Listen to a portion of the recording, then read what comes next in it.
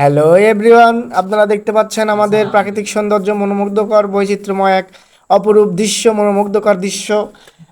আমাদের এখানে দেখা যাচ্ছে গাছপালা এবং মাঠের ফসল দেখা যাচ্ছে, যেটা সচরাচর সব জায়গায় থাকে। আর বিশেষ করে আমাদের এই যে এখানে দেখতে পাচ্ছেন চায়ের স্টল, বাগুড়ি বটতলা যেটাকে বলা হয়, এই বটতলা এক ইতিহাস রয়েছে। যেখানে চা, ওখানে আগের দোকানপাট ঘরবাড়ি কিছুই ছিল না, এখন কয়েকটা দোকান হয়েছে আর চা হয়েছে, চায়ের দোকান।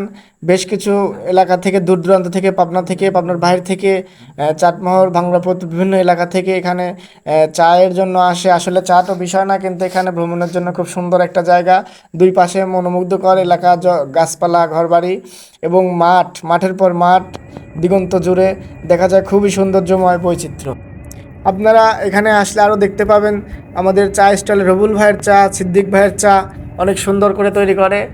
দুই পাশে যে মাঠ আছে এখানে, বর্ষার দিনে অবশ্য পানি হয়, কিন্তু দোপ এলাকা না। আসলে মনে করতে পারেন এটা দোপ এলাকা, আসলে দোপ এলাকা না।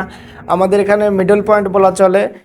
এখানে দুই পাশে রাস্তার পাশ দিয়ে যদিও পানি হয়, কিন্তু রাস্তার উপর ওঠে না। খুব সুন্দর একটা রাস্তা, বিশাল উষার প্রশস্ত করা রাস্তা। তিন মাথার মোড়ের পর চায়ের দোকান দেখা যাবে, রবুল ভাইয়ের দোকান, সিদ্দিক ভাইয়ের দোকান, আরও মনোমুগ্ধকর প্রাকৃতিক বৈচিত্র্য। আপনারা আসলে দেখতে পাবেন যে বিভিন্ন এলাকা থেকে এখানে আসে, বাইরে থেকেও আসে। এসে এখানে ভিড় জমায়, আরও মানুষের অনেক মনোমুগ্ধকর ভিড়, প্রাকৃতিক সৌন্দর্য, রাস্তার উপর দিয়ে গাড়ি ঘোড়া সবসময় চলাচল করে। আপনারা আসলে দেখতে পাবেন। আর যারা বিশেষ করে অনেকেই চেনে না এখানে, পাবনা থেকে যারা আসবে, পাবনা থেকে সোজা মালঞ্চি হয়ে আপনার ইসলামপুর হয়ে রহিমপুর দিয়ে আসা যাবে, ধানকাটা হয়ে।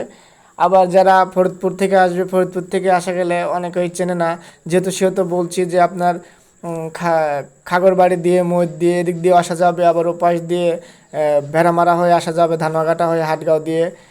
আরও পাশে দেখা যাবে পাঁচুডাঙ্গা দিয়ে, তো সোজা রাস্তা, ওরা তো চেনেই, আর এদেরকে আর বলার কিছুই নেই। চাটমোহর থেকে আসলে পাঁচুডাঙ্গা হয়ে গুয়াখাড়া দিয়ে আসা